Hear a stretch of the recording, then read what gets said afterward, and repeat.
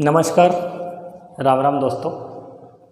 आज एक ऐसा वीडियो लेके आया हूँ मैं आपके बीच 1526 27 खानवा का युद्ध, जब महाराणा सांगा मुग़ल आक्रांता बाबर से हारते हैं। उसके बाद मुग़लों को लगा कि अब शायद भारत पे कब्जा कर लिया है तो मेवाड़ पे भी कब्जा कर लेंगे, लेकिन बाबर की मृत्यु बहुत जल्दी हो जाती है।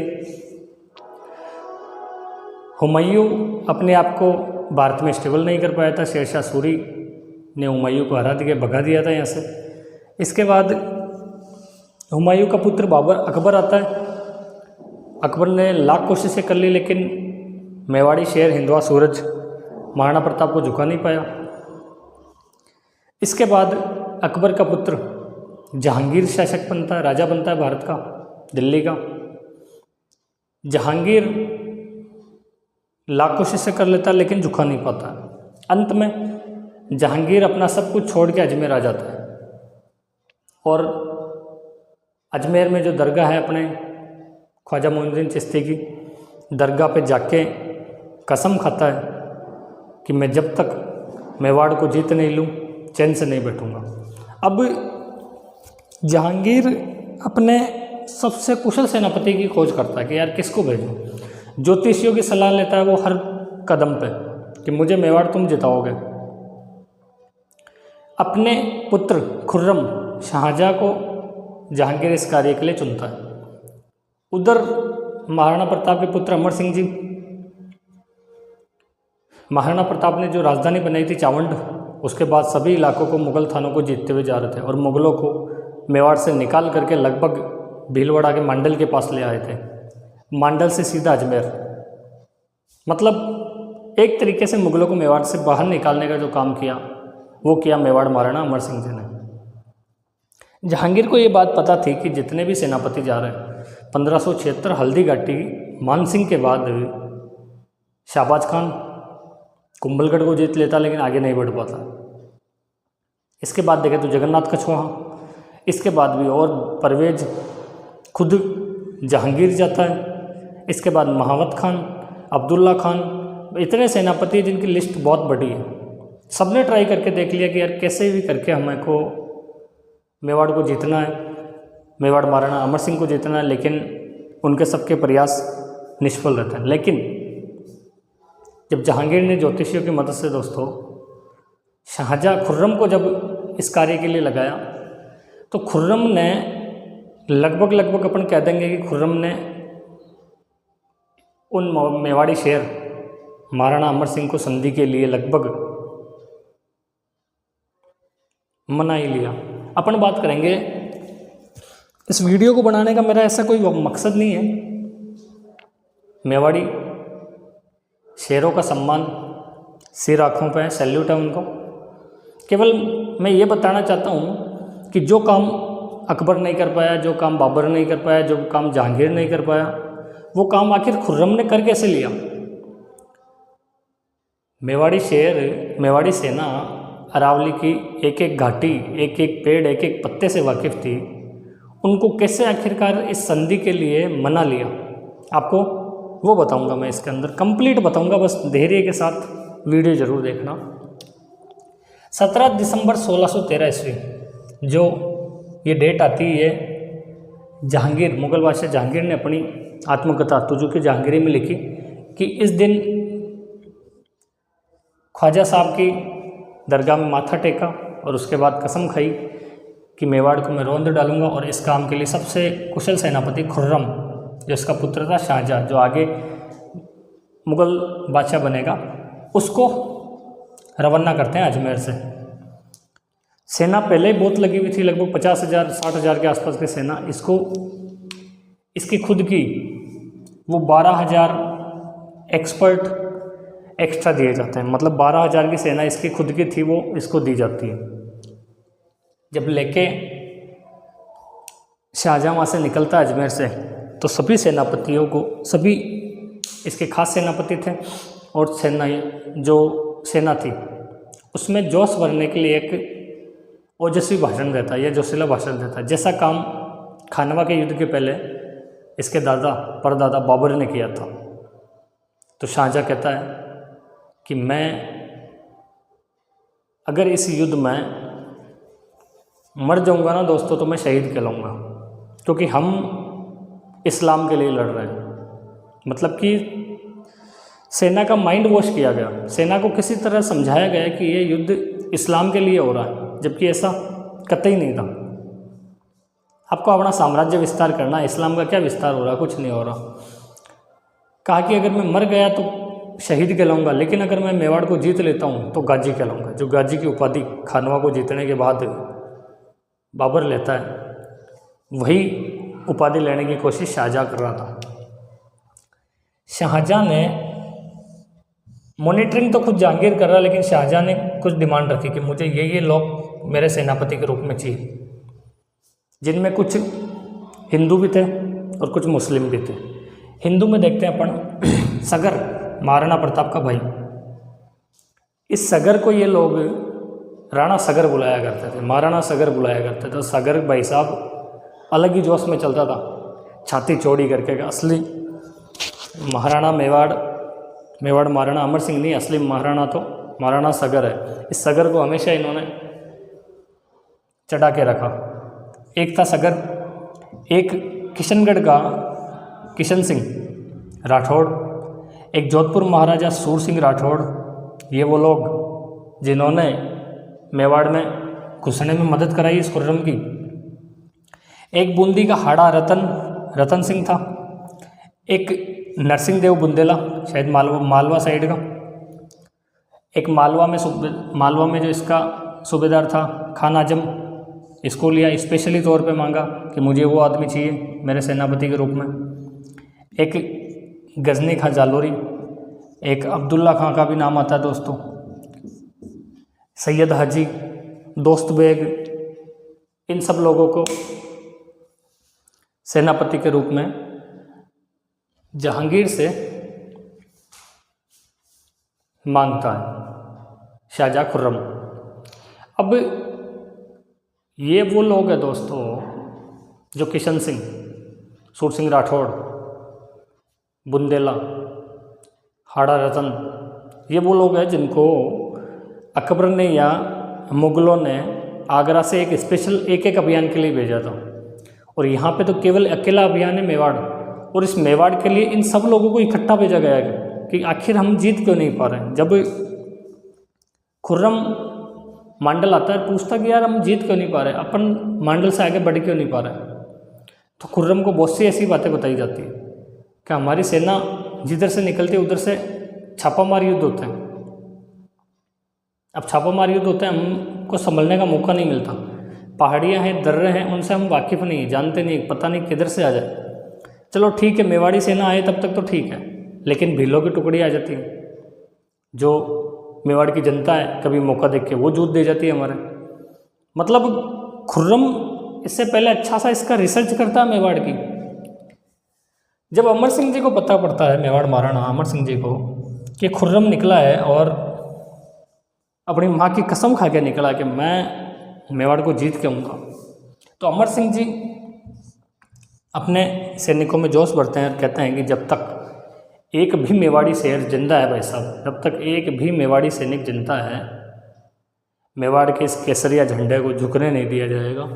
सेनापतियों को, अपने सैनिकों को कसम दिलाई जाती है कि जैसे आप लोगों ने महाराणा उदय सिंह, महाराणा सांगा, महाराणा प्रताप का साथ दिया, वैसे ही मेरा साथ भी दीजिए। कुछ निर्देश दिए जाते हैं कि कुछ भी हो जाए, मुग़ल सेना, शाही सेना पर्वतों में नहीं आनी चाहिए, पर्वतों के नीचे रखो उनको, दर्रों के नीचे ही रखो, दर्रों में आए तभी मार दो। अगर पर्वतों में आ गई तो फिर हम कहाँ जाएंगे। खुद मेवाड़ महाराणा अमर सिंह पर्वतों में थे। छापामार युद्ध अपनाओ, छापामार युद्ध करो, उनकी रसद लूटो, सामान लूटो, गोला बारूद लूटो अगर उनके पास है तो। ये प्लानिंग मेवाड़ महाराणा बनाते हैं अमर सिंह जी। शाहजहाँ सबसे पहले अजमेर से मांडल पहुंचता है। मेवाड़ की जो ज्योग्राफिकल स्थिति थी दोस्तों, वो ऐसी थी कि आप अजमेर से जा रहे हो मेवाड़ किसी अभियान पे, तो आपको मांडल तक तो कोई दिक्कत ही नहीं होगी। मांडल भीलवाड़ा के पास में है, वहाँ तक कोई दिक्कत नहीं है आपको, अगर आप चित्तौड़ होते हुए रास्ते जा रहे हो तो। जो असली दिक्कत स्टार्ट होती है वो मांडल के बाद होती है। अकबर ने, जहांगीर ने जितने भी सेनापति भेजे सब मांडल तक पहुँच जाते थे, लेकिन मांडल के बाद जो पहाड़ियाँ स्टार्ट होती है अरावली की घनी, इन पहाड़ियों में शाही सेना को इतने जूत ठोके जाते थे, इतना छापामार युद्ध होता था, रसद लूट लिया जाता था कि ये लोग वापस मांडल भाग के आते। और इनमें से एक भी सेनापति कभी मांडल से आगे नहीं बढ़ पाया। शाहबाज खान जरूर देवगढ़ होता हुआ इधर कुंभलगढ़ जाता है और कुंभलगढ़ को जीत लेता, लेकिन कुंभलगढ़ से आगे शाहबाज खान भी नहीं बढ़ पाया और मेवाड़ पे अपना ज़्यादा कब्जा नहीं कर पाया। तो शाहजहाँ यहीं पे प्लानिंग बनाता है, पहले मांडल पहुँचता है, इतनी भारी भरकम सेना 60-70 हज़ार की, एक एक चप्पा, एक एक मेवाड़ का पत्ता, एक एक पेड़, एक एक घाटी छान लगे, इतनी बड़ी सेना। मांडल से लेके उदयपुर तक 6 प्रमुख थाने बैठा था, जीतते हुए आगे बढ़ता जाता है। पहला थाना बिठाया मांडल में, और मांडल में जमाल खान नाम के सेनापति को बिठाया कि सबसे मजबूत है मांडल, इसको पकड़ के रखना है। उसके बाद बिठाया कपासन, इसमें बिठाया दोस्त बेग को। फिर आता है ऊंटाला का किला, इस ऊंटाला के जो मुगल थाना था इसमें बिठाया सैयद हाजी को। फिर आता है नाहर मगरा, नाहर मगरा में बिठाया अरब खान को। फिर आता है डबोक और देबारी, डबोक और देबारी में बिठाया सैयद सिहाब को। ये कुछ 6 थाने स्थापित किए, सबसे पहले मांडल, फिर कपासन, फिर ऊंटाला, फिर नाहर मगरा, फिर डबोक, फिर देबारी। ये मांडल से उदयपुर के बीच का वो इलाका था जिसे मुगल कभी जीत नहीं पाए, लेकिन शाहजहाँ खुर्रम जीत, क्योंकि ये वो पहाड़ियों वाला इलाका था जहाँ से मेवाड़ी सेना छापामार युद्ध किया करते थे। पहली बार मेवाड़ महाराणा अमर सिंह को उदयपुर छोड़ना पड़ा, बहुत दुख हुआ, लेकिन कोई ऑप्शन नहीं है आपके पास। इसके बाद शाहजहाँ ने 4 दल बनाए। इन 4 दल में जो सेनापति थे दोस्तों, उदयपुर में पहुंच करके शाहजहाँ ने राजधानी बनाया उदयपुर को, कि अब जो मैं सैन्य अभियान मेवाड़ के खिलाफ चलाऊंगा वो उदयपुर से चलाऊंगा। मतलब इसने पूरे उत्तरी उदयपुर को, उत्तरी मेवाड़ को तो जीत ही लिया, तब जाके ये रुका एक जगह जाके, वो उदयपुर जगह है जिसे राजधानी बनाया कि अब मैं यहाँ से स्टार्ट करूँगा अपना सैन्य अभियान। कुछ लोग जो इसके सेनापति थे उन्होंने कहा कि ऊंटाला के किले से अपन सैन्य अभियान करते हैं, लेकिन खुर्रम ने मना कर दिया। खुर्रम की खुद की भी कोई प्लानिंग चल रही थी। खुर्रम अपने पिता जहांगीर से भी टच में था, तो आगे से वहाँ से भी दिशा निर्देश मिल रहे थे, और वहाँ से दिशा निर्देश यही मिला कि तेरे को जाके उदयपुर में रुकना। उदयपुर के बाद इसने अपने 4 प्रमुख सेनापति बनाए। उन 4 प्रमुख सेनापतियों के देखो नाम बताऊँ मैं आपको। एक का नाम है अब्दुल्ला खान, वो अब्दुल्ला खान जो कभी चावंड तक जीत के गया था।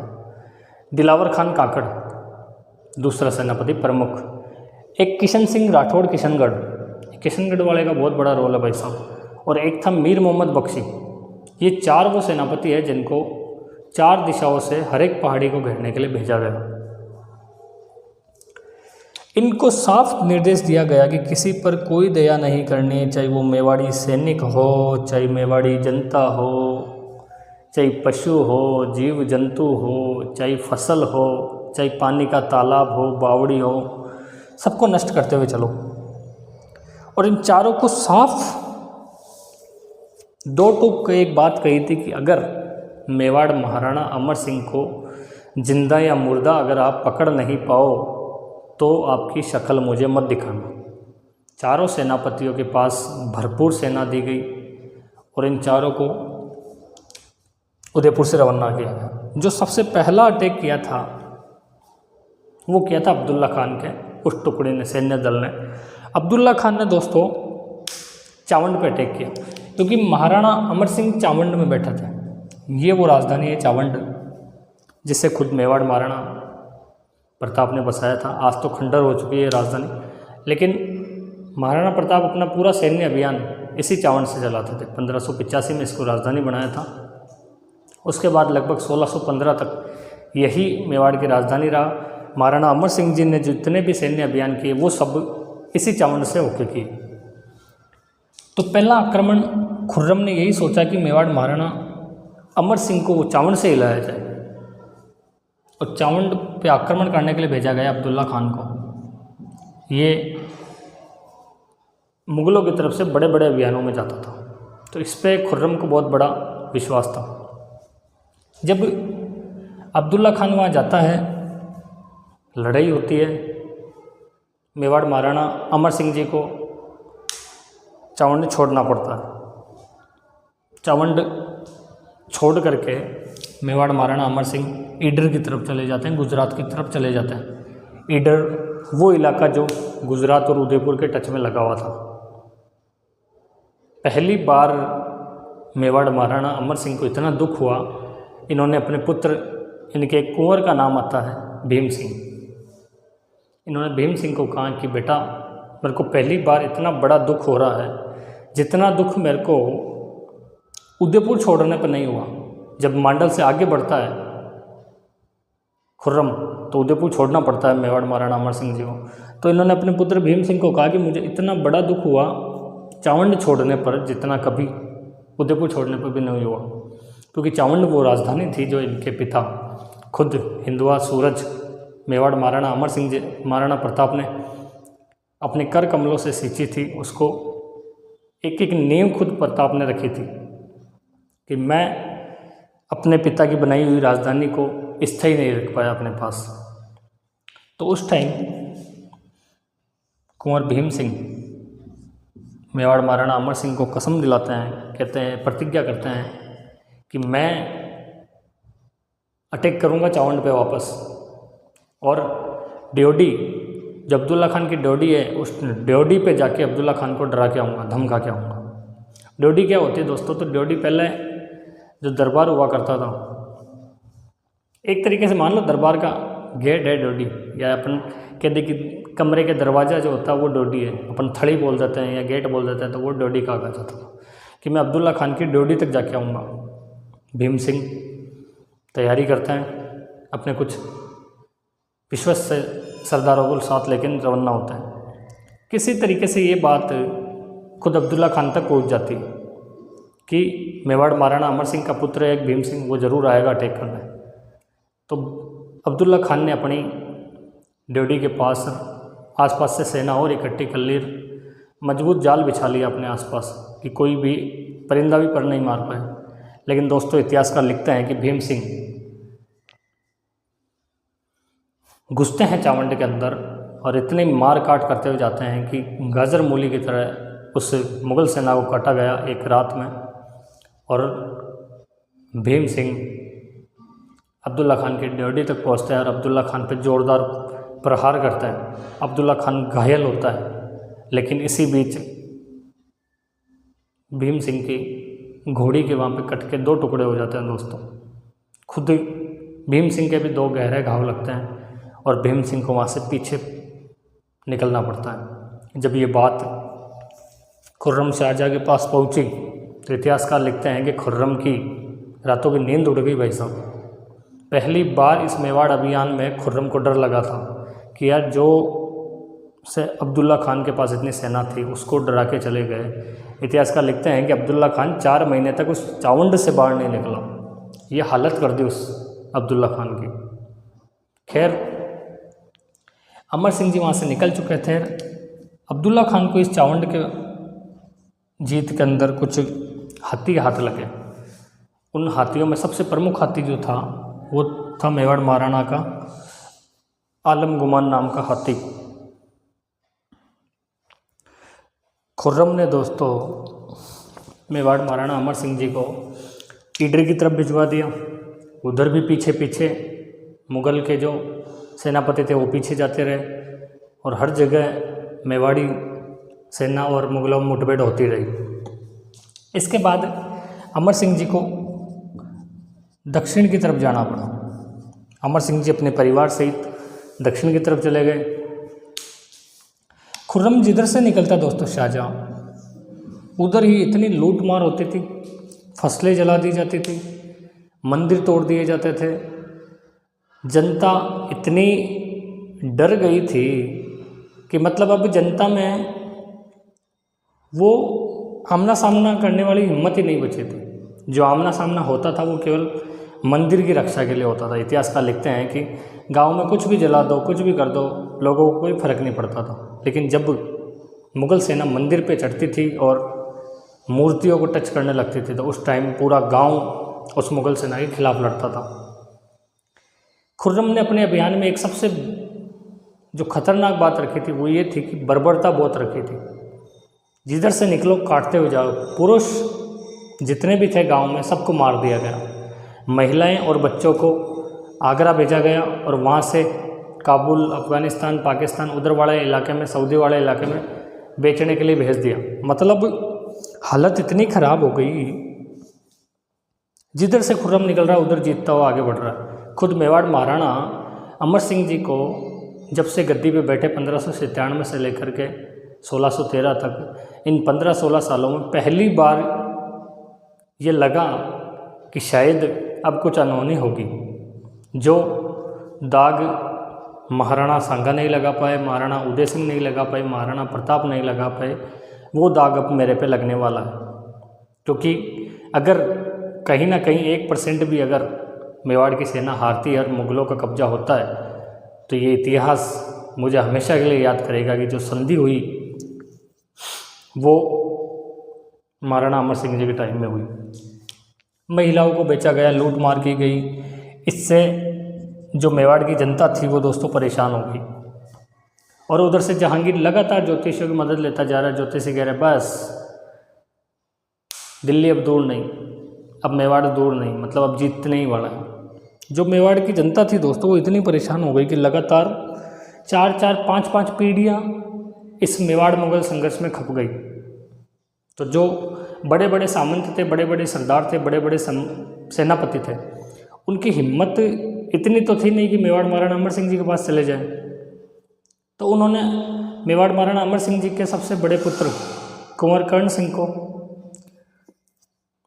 अपनी बातों में उलझाना स्टार्ट किया और कहा, कर्ण सिंह जी अब पार नहीं पड़ेगी। हमने 4-4, 5-5 पीढ़ी तक आपका साथ दिया है। मतलब या तो हमारे परिवार में जितने लोग थे सब मर गए और या कोई बच्चा बच गया तो उसको वो लोग उठा के लेके गए। और मेवाड़ी सेना की हालत ये हो गई कि सुबह खाना जब बनाना स्टार्ट हुआ मुग़ल सेना वहाँ आ गई, उसके बाद वहाँ से भागना पड़ा। फिर कहीं जाके रोटियाँ बनी तो फिर भागना पड़ा। फिर जाके कहीं गुफा में बैठ के, पहाड़ियों में बैठ के खाना खाया तो फिर भागना पड़ा। मतलब खुर्रम ने वो कर दिया जो कोई नहीं कर पाया, शाहजहाँ ने। अमर सिंह जी लगातार, अमर सिंह जी का भाई साहब इतना सब कुछ होने के बाद भी हौसला नहीं डगमगाया था। वो कहते हैं ना भाई साहब कि चेतक प्यासा मर जाएगा लेकिन मुग़लों का पानी नहीं पिएगा, वही बड़ी बात थी। अमर सिंह जी टस से मस नहीं हुए। अमर सिंह जी ने कहा कोई बात नहीं, नए सिरे से स्टार्ट करो।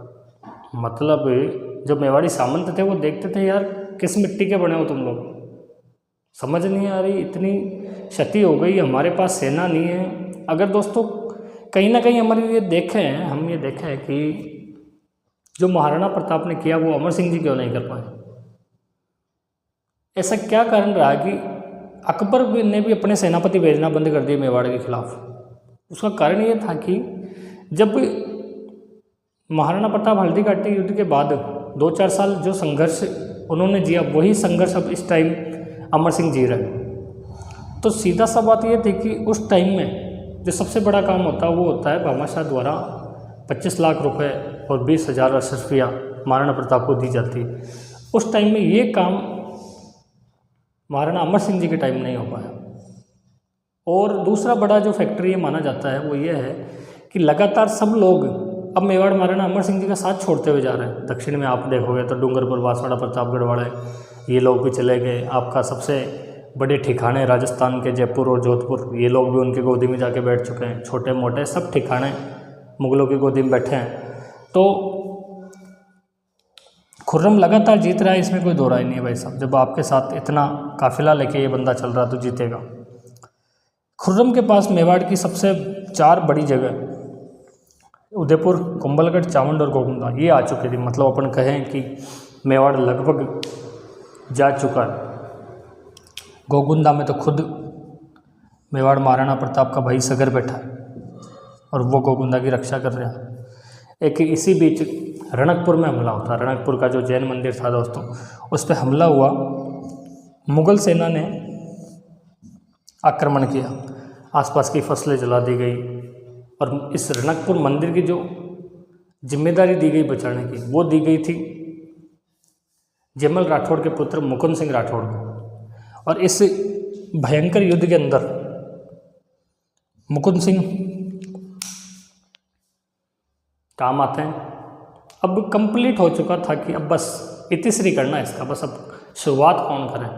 तो कर्ण सिंह जी बताते हैं कि मेवाड़ी सेना लगातार, मेवाड़ी सामंत और राजपूत सरदार सब परेशान हो गए। उन्होंने कर्ण सिंह जी को कहा, भाई साहब खाने के लिए अन्न नहीं है, पीने के लिए पानी नहीं है, इन पर्वतों के अंदर जंगलों में रह रहे हैं, ये तो अपनी अरावली है जो अपनको जगह दे रही है, मुग़ल हमारे को ढूंढ नहीं पा रहे हैं। लेकिन जो खुर्रम की प्लानिंग ये हुआ करती थी कि किसी पहाड़ी को चार तरफ से घेरता था, मतलब बच के जाने का कोई रास्ता ही नहीं है।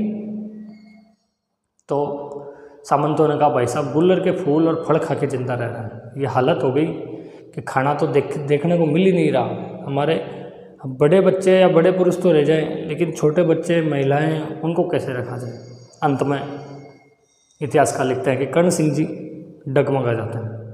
मेवाड़ महाराणा अमर सिंह के ज्येष्ठ पुत्र कर्ण सिंह अपने हौसलों से डगमगा जाते हैं। शुभकर्ण झाला और एक नाम आता है दोस्तों हरिदास, शुभकर्ण पवार और हरिदास झाला, इन दोनों लोगों को संधि के लिए भेजा जाता है। जब शाहजहाँ ये मैसेज भिजवाता है अजमेर कि दो लोग आ रहे हैं, उनसे संधि करनी है, तो जहांगीर ने कहा मेवाड़ महाराणा अमर सिंह आ रहे हैं। तो खुर्रम ने कहा नहीं। कि मेवाड़ महाराणा का पुत्र कर्ण सिंह आ रहा है? कि नहीं। तो फिर ये कौन सी संधि है? मतलब उधर से तो कोई आ ही नहीं रहा, तू मेरे को बेवकूफ़ बना रहा साला फर्जी। शाहजहाँ समझाता है कि डैडी ये संधि कर रहे हैं, मान लो मेरी बात, कोई खुलकर बाहर नहीं आ रहा है, संधि कर लो, नहीं तो कुछ नहीं होगा। मेरे को खुद को जंगलों में भटकते हुए 2-3 साल हो गए, मेरी बात मानो आप, हालत ख़राब हो जाएगी यहाँ पे। जैसे ही वर्षा ऋतु स्टार्ट होती है मुग़लों को मारते हैं ये लोग।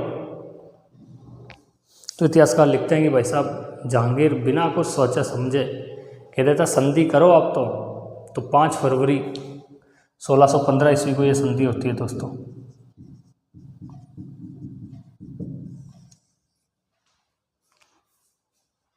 अब संधि होने के बाद ये बात मेवाड़ महाराणा अमर सिंह जी को बताई जाती है। कर्ण सिंह जी कहते हैं कि पापा ये संधि मैं करके आया हूँ। इसके बाद मतलब अंदर से मेवाड़ महाराणा अमर सिंह जी का दिल बैठ जाता कि यार ये तूने क्या कर दिया, मैं क्या मुँह दिखाऊंगा। महाराणा सांगा, महाराणा उदय सिंह, महाराणा प्रताप, क्या मुँह दिखाऊंगा उनको कि उनका बेलखना बेटा ऐसा निकला। खैर इसके बाद संधि जो हुई उसके अंदर शर्तें रखी गई कि मेवाड़ का सम्मान सिर आँखों पर रहेगा, कभी मेवाड़ महाराणा को मुग़ल दरबार में नहीं बुलाया जाएगा, युवराज को मुग़ल दरबार में बुलाया जाएगा। इसके बाद युवराज कर्ण सिंह लगातार मुग़ल दरबार में जाते थे और उनकी तरफ से मुग़ल अभियानों में भाग लेते थे। एक इतिहासकार का नाम है दोस्तों, मैं भूल रहा हूँ, वो इतिहासकार लिखते हैं कि ये जो मेवाड़ मुग़ल संधि हुई थी ना, ये आप लोग कोई जीत करके संधि नहीं कर पाए हो। ये मेवाड़ मुग़ल संधि हुई है धोखे से। ये मेवाड़ मुग़ल संधि हुई है केवल बुद्धि से। आपने बंदूक के बल पे कोई संधि नहीं की है, ये केवल धोखे से संधि हुई है, बुद्धि से संधि हुई है। केवल कर्ण सिंह को अपने जाल में फंसाया गया है आप लोगों ने। खैर जो भी हो दोस्तों, मैंने आपको इस वीडियो में पूरा ये समझाने की कोशिश करी है कि कैसे जो काम अकबर नहीं कर पाया, जो काम जहांगीर नहीं कर पाया, वो काम बड़े बड़े सेनापति जो काम नहीं कर पाए, वो काम आखिर खुर्रम ने कैसे किया, कैसे इसने जाल बिछाया, कैसे इसने प्लानिंग करी कि मेवाड़ को किस तरफ से घेरना है, पूरे इलाके को मेवाड़ को कंट्रोल में लिया गया। इसके बाद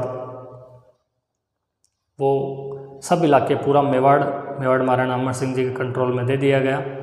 बस आप चित्तौड़ किले की मरम्मत नहीं करवाओगे, कुछ ऐसी शर्तें डाल दी गई इसके बाद मेवाड़ महाराणा अमर सिंह जी भले ही चित्तौड़ में चले गए, लेकिन इनके दिल में वो सदमा ज़रूर लग गया कि यार मैंने मेवाड़ी आन बान को झुका दिया। इसके बाद बताते हैं कि कुछ टाइम 2-4-5 साल मेवाड़ महाराणा अमर सिंह जी जिंदा रहे थे। उसके बाद उन्होंने कर्ण सिंह को कह दिया भाई अब तू चला तेरा शासन, और मेवाड़ महाराणा अमर सिंह सदा सदा के लिए मेवाड़ को छोड़ करके चले जाते हैं। तो ये कहानी थी दोस्तों कि खुर्रम ने कैसे मेवाड़ को अपने अंडर में लेना की कोशिश करी, कैसे मेवाड़ मुगल संधि हुई। धन्यवाद। जय हिंद, जय भारत, जय जय राजस्थान और जय मेवाड़।